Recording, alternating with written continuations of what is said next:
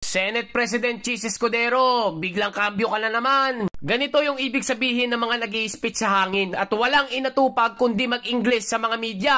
Kapag tumataas daw yung production cost ng kumpanya, maaari daw mag-suffer yung bansa natin in the long run. At kapag malaki na masyado yung mga nagagastos ng kumpanya, ipapasa din daw nila ito sa mga consumer o sa ating mga tao na bumibili ng kanilang mga produkto. At kapag tuloy-tuloy daw nag-i-increase ang holiday rate, lalaki din daw ang kita ng mga empleyado. Pero may kapalit daw, mababawasan ng mga investor at hihina ang oportunidad na magkakaroon pa ng mga iba't ibang trabaho sa bansa.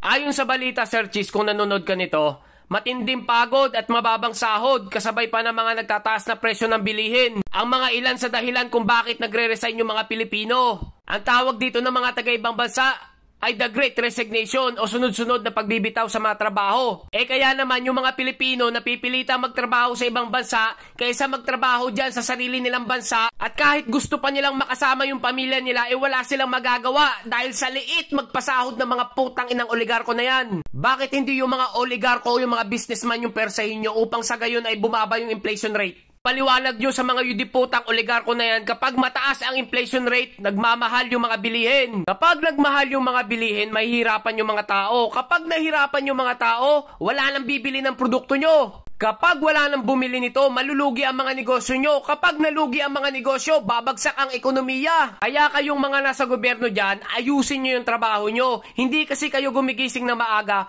para lang hindi malate sa trabaho. At hindi nyo kasi nararanasan na makipagsiksikan sa jeep, bus, LRT at magbabad sa traffic. Para lang makapasok na maaga at pag-uwi, traffic pa rin.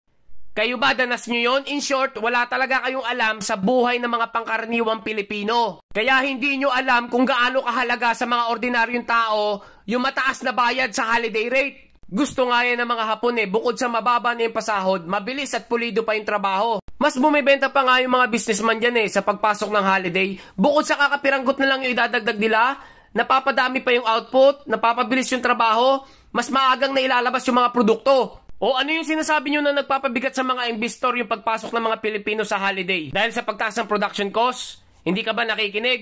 Asikasuhin nyo yung inflation o yung pagtaas ng mga bilihin. Huwag nyong pakialaman yung mga holiday rate ng mga Pilipino. Dahil dyan nila kinukuha at inahabol yung kanilang mga bayarin dahil hindi sila makaipon-ipon dahil sa liit ng mga pinapasahod ng mga diputang Diyos-Diyos ng mga oligarko na yan.